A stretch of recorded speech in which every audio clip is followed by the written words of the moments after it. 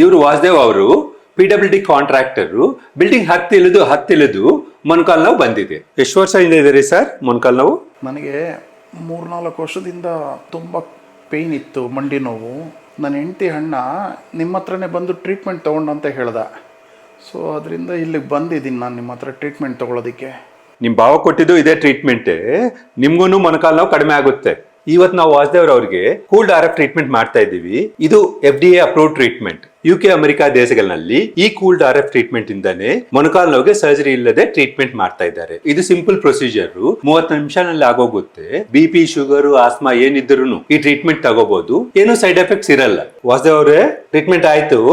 ನೋವೇನಿದೆಯಾ? ನೋವು ಕಮ್ಮಿ ಆಗಿದೆ ಡಾಕ್ಟ್ರೆ. ಓಕೆ, ನಡೆದು ನೋಡೋಣ. ನೋಡೋಣ. ನೋವೇನಿದೆಯಾ? ಇಲ್ಲ ಡಾಕ್ಟ್ರೆ, ತುಂಬಾ ಚೆನ್ನಾಗಿದೆ. ಕಾಲು ನೋವು ಮೊದಲಿತ್ತು, ಹೀಗಿಲ್ಲ.